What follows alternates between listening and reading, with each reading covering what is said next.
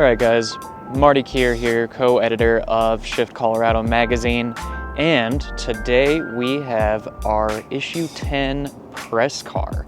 And I figured, hey, while we have it for the week, I might as well answer the question of whether or not you can daily drive the 2024 Toyota Prius XLE all-wheel drive E. So this is actually a pretty cool car. It's been surprising to me so far, but today we're going to be going over the same things as the previous videos, where we talk about the exterior, the interior, general comfort, tech, and of course the driving experience. Let's go ahead and get into it.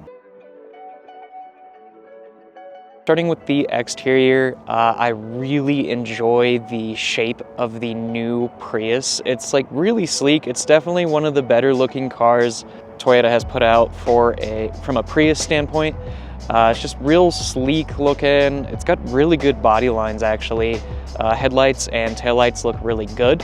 And if you're gonna get one of these, I would highly recommend doing it in the red. That's probably one of the better reds in recent memory. It's got a really good flake to it. I'd say it's somewhat similar to a Mazda Miata, or just Mazda's red in general, like that deep pearlescent red. I actually do like the random black accents that are on the car. It just kind of adds an extra bit of contrast. Looks really good.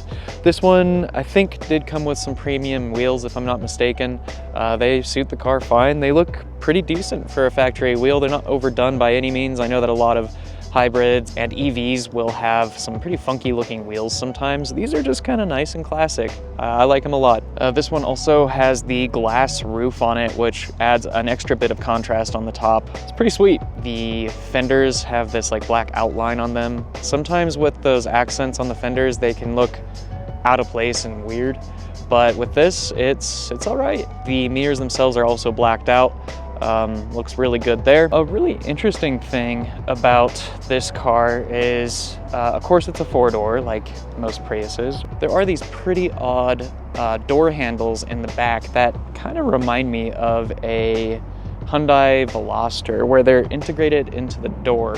So it's kind of a like and dislike for me personally, because it looks really sleek. You know, you don't really have a door handle on the back of the Prius, but it's a bit odd from a user standpoint, in my opinion, because, you know, you're looking for the handle back there and it's like, where is it? You know, you would usually expect it to be, you know, somewhere right around here.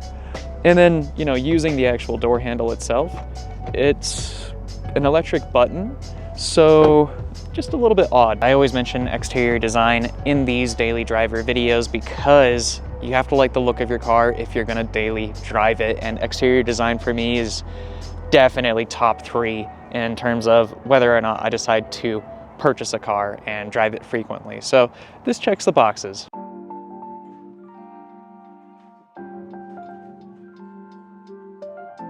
So I know what you guys are thinking.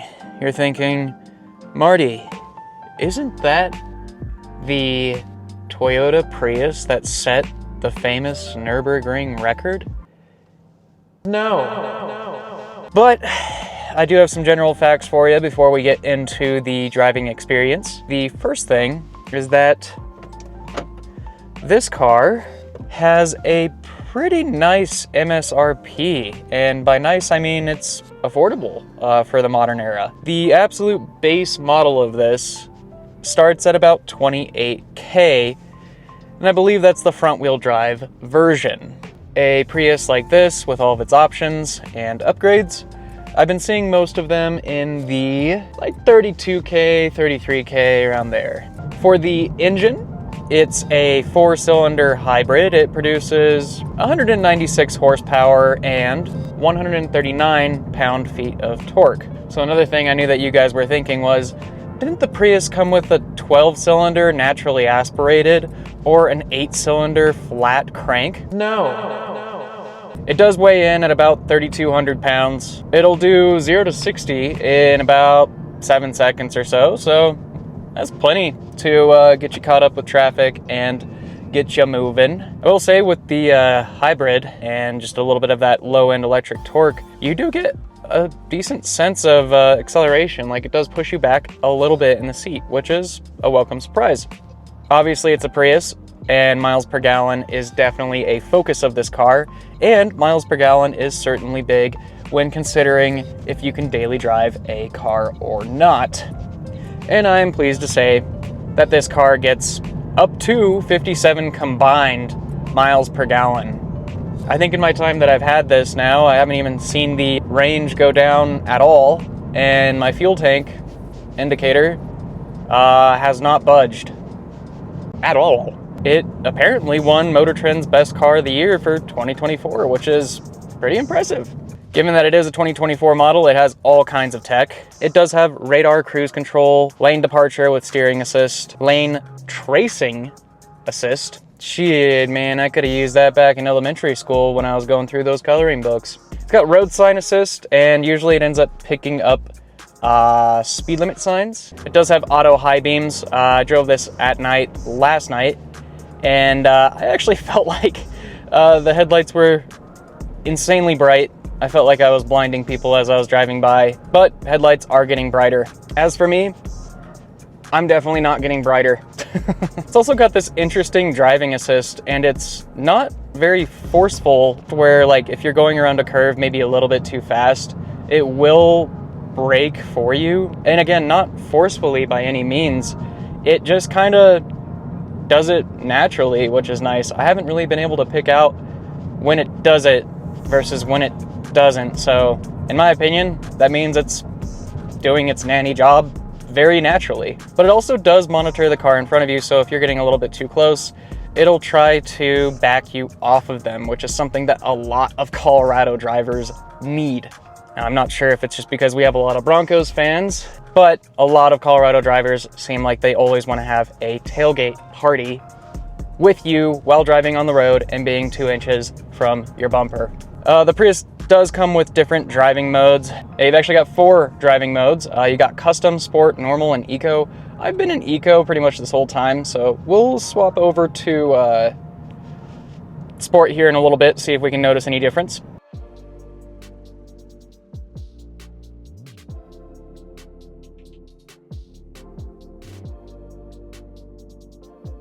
But yeah, we'll go ahead and talk about the driving experience while we're in here. So far, the driving experience has been really good. This is a fantastic commuter car, just a great get-around town car. The suspension is really smooth, very convenient, and it handles bumps really well. The road noise while you're driving is definitely, I would say, damn near non-existent. It's very quiet in here. It's a pleasant place to be. As far as like power goes and get up and go, you know, it'll move. It'll get moving. It delivers its power kind of weird because of the CVT transmission. One thing I always like to bring up is turning radius, and it's fine. I mean, it's not mind-blowing. It's kind of what you would expect from a Prius. So, you know, if you're in the city and you have to do a lot of U-turns, this will do perfectly fine for you. One thing that I can't quite get my brain to process is the new shifters that they're putting in Toyota cars, like automatics. This reminds me a lot of the LC500 video that I did a while back. I think it might be almost the exact same shifter. I don't know why, but every time that I want to move forward, I find myself shifting to the left and pushing the shifter forward, which puts it into reverse. And then drive is shifting to the left and then pulling back. So I don't know, it feels odd. That's just something to get used to in this type of car. I still can't quite get used to it. For the steering feel, it's extremely light. I've noticed that sometimes the wheel likes to stay cockeyed a little bit, like it doesn't exactly like to stay centered. It doesn't have a very clear notch. But yeah, super light, very muted. And in a car like this, I'm okay with that, to be honest. If it was more of a performance-focused car and I wasn't feeling the road at all through the steering wheel, I would be a little bit upset. For the driving position, I'm actually quite a fan of it because this Prius has the armrest of a god. It is perfect, exactly what I'm looking for with an armrest or a center console rest. So that way I can easily just have my arm pinned right here and have my hand on the bottom part of the steering wheel. It's just a really comfy position for me. The seats are actually pretty damn comfortable, and I've been driving this around a decent bit today, and my back hasn't really ached at all. It does have lumbar support, which I am always a huge fan of. However, you can't move the lumbar support up and down the back. It's only in one specific area. It does have powered seats, and there's plenty of adjustments. I was actually surprised. It's got the like up and down adjustment too. So yeah, the seats were a surprising thing for me. Visibility is another huge thing when daily driving. You want to make sure that you're safe and that you feel comfortable in the car. I have not had any issues with visibility in this car, despite there being quite a slope in the front and in the back. I haven't really needed to check my blind spots at all because this has the blind spot monitors, so it's not like I'm checking over my shoulder. And I do actually quite like this driving position, like I was saying about the, like with the armrest, kind of where you're sitting. It kind of has a little bit of a sports car driving position because I feel like I'm sunk down in the car a little bit more. Maybe that's because my seat is bottomed all the way out, but either way, I'm a fan of it. The gauge display that we have going on up here, it's pretty solid. It's I suppose it's a little bit more complex than I would like to see. There's a lot of information on it. For me, I'm just kind of classic, and I want like temperatures, and I want, you know, of course I want my speedometer, and then I want my RPMs, but again, this is a different target market. It's got this like weird display where it shows your 4 tires, and I think it's showing like, I actually don't know what the purpose of that thing is. I can't tell if it's showing like if it's being charged or if that's using electricity. I have no idea. Something that I noticed when I first got into the car is that it makes a lot of different noises. And when I first got into it, those noises were a little bit concerning, but I'm pretty sure it was just the hybrid system being a little bit extra talkative. But it is funky to get used to this because it switches from engine noise to like being completely silent to being spaceshipy EV noise. It switches its modes a lot. Not that that's necessarily a bad thing, it's just something to get used to. For the tech in this car, I've found it very simple to use. It's just kind of standard modern Toyota infotainment controls, so it's easy to click around on the screen if you need to, which I haven't really found myself needing to do that much. Most of the controls are here on the steering wheel, and I'm not exactly sure what it is about this steering wheel. I'm usually not a fan of having a lot of buttons on the steering wheel, but for some reason this one works. I think it just might be the overall design. It seems to do all right for me. You know, I like that I can easily turn up and down the volume, like that I can easily change tracks. One thing that I did find a little bit confusing early on is that there's a mode button on the steering wheel, and then there's a drive mode button over here on the center console behind the, I almost just called this a steering wheel.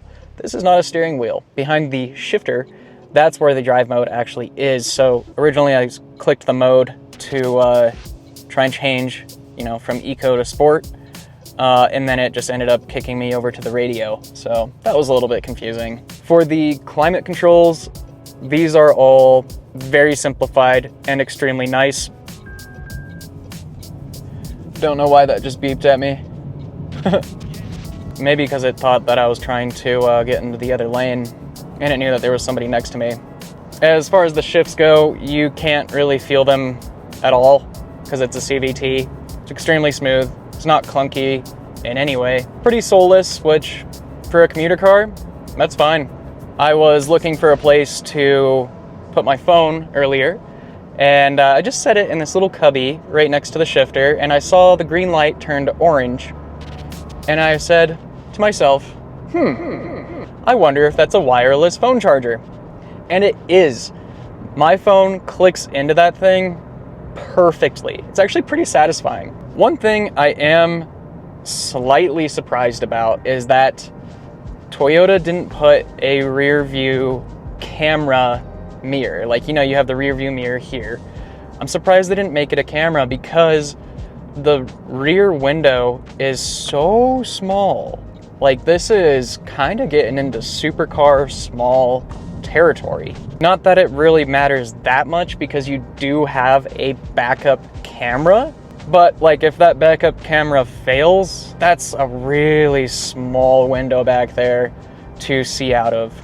The window itself might be big, but that space between the seats and the window, it's just very small. But at the same time, if they had to change the design of this to make that visibility larger, I think I would be against that. I like the look of it way too much. I wouldn't want to compromise that exterior design, especially because this has that backup camera. It does have the parking sensors too, so that comes in handy. Oh yeah, I also learned that this car does not have a spare tire in it. I'm sure there's some sort of tire repair kit, but like if you have a tire blowout and you're far away from home, that tends to suck. Ask me how I know. Because then you gotta spend like a $500 to $1,000 to $2,000 tow back home, and that's not fun. So I'm not a fan of the no spare tire thing. Another thing, and I've brought this up on previous daily driver videos, maybe it's just because I mostly drive older cars now, but the brake feel, way too touchy. Now, of course, that is something to get used to, but man, it's like you breathe on the brake pedal and it's like on crack cocaine and it wants to stop immediately. Sure, that does make it a little bit safer. For getting used to the car, I assume in like the first month of ownership, there's going to be some awkward braking. I've already been going at low speeds, like parking, and when I brake, it's like the whole car just goes like, ugh. The regenerative braking is really interesting because there's always a certain sound that kicks in when you're braking. It sounds very techy. All right, we got a roundabout here. Let's see if we get any kind of body roll. Probably will. Oh yeah. All right, we're getting out into the open roads a little bit. I'm gonna swap it on over to Sport. Oh, interesting.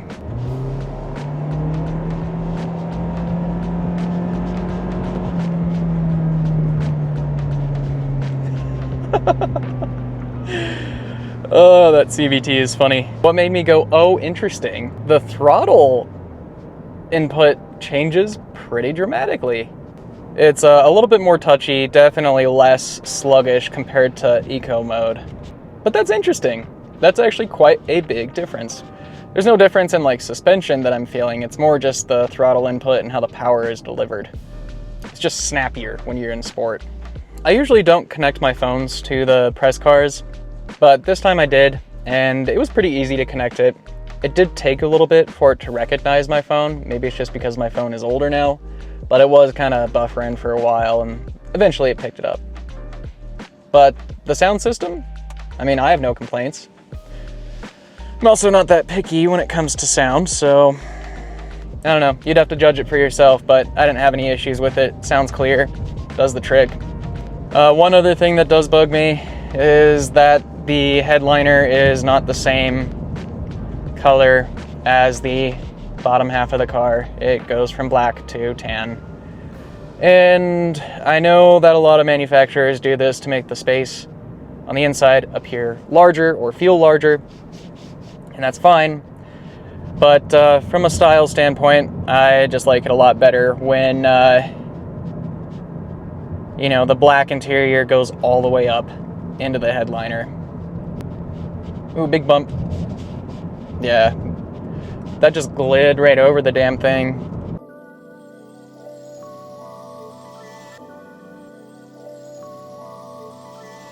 Let's talk about the interior. So yeah, overall, I just really like where things are placed. I actually love this ambient lighting strip that they have going through. I don't know if there's a way that we can actually change the color of that. I know it's not meant to be like a Mercedes interior where you can change all the colors and everything, but I'm a sucker for accent lighting, especially if it's French. Get it? accent lighting. And then there is, like, as far as the build quality, like, everything feels pretty solid, not gonna lie.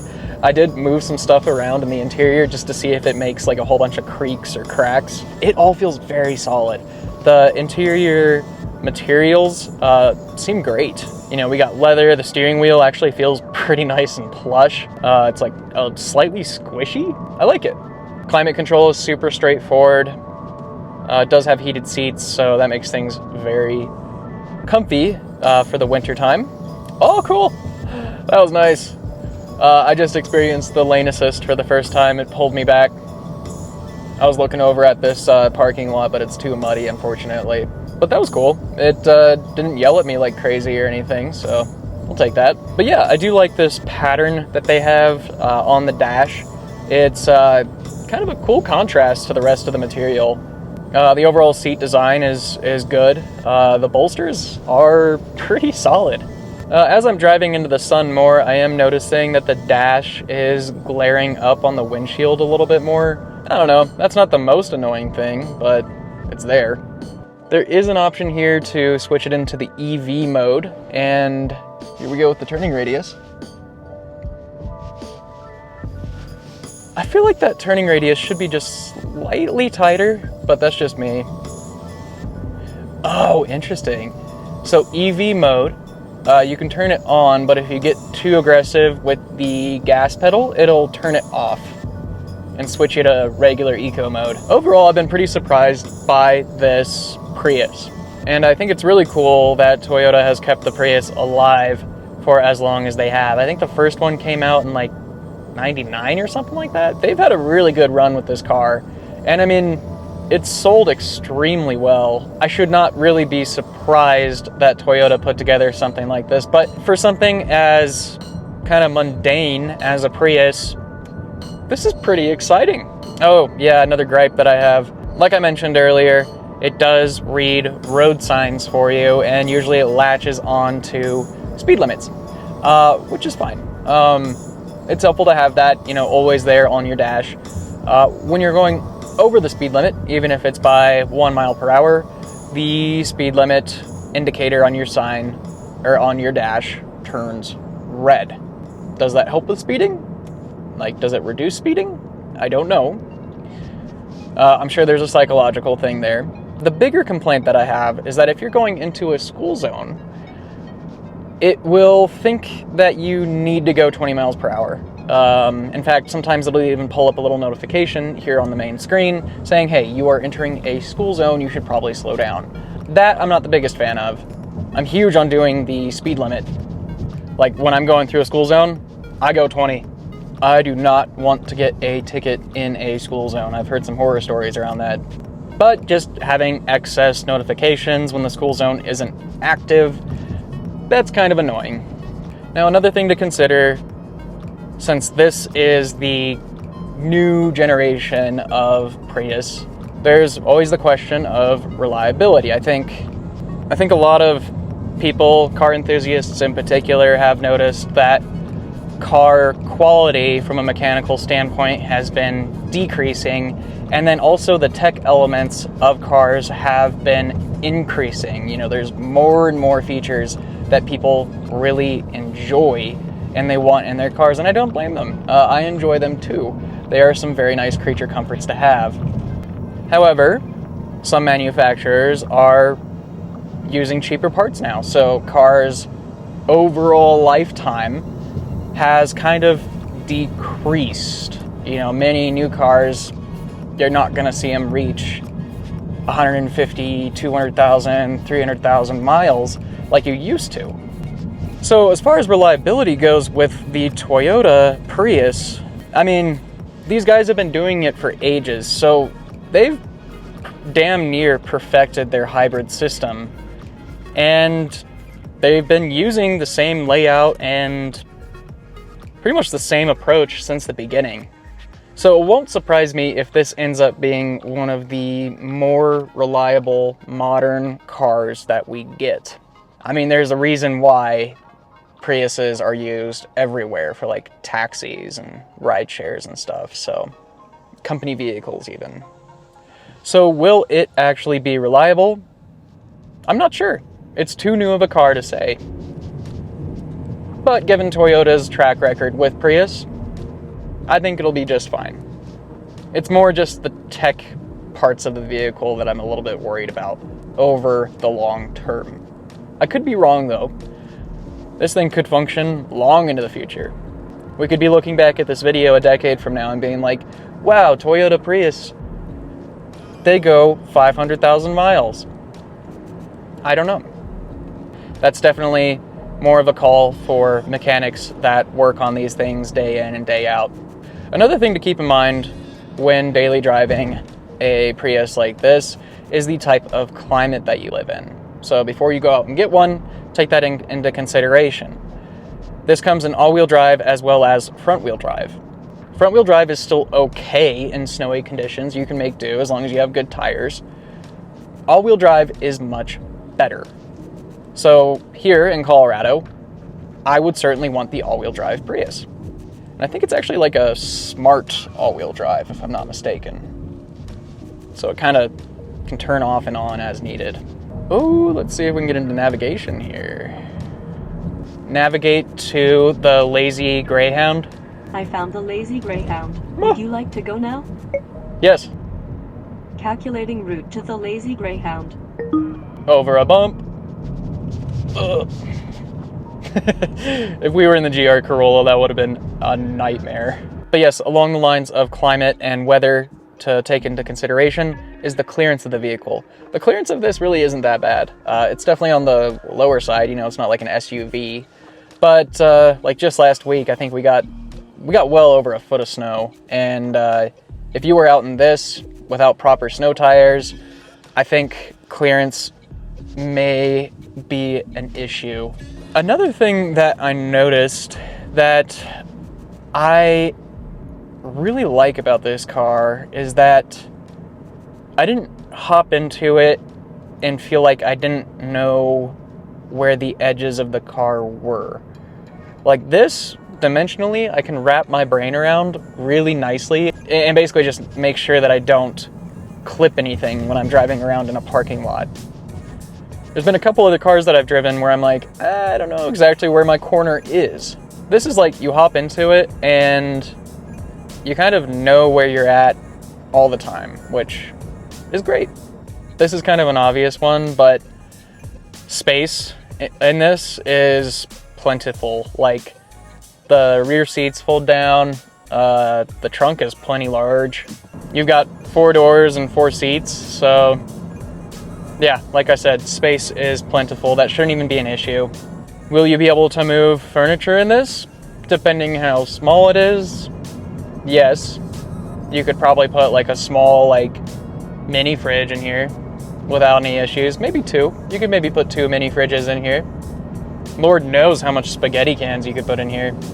But yeah, overall, I mean, I think this is the first like commuter car where I'm like, yeah, I get it. I see why people drive these, and I see why they sell so well.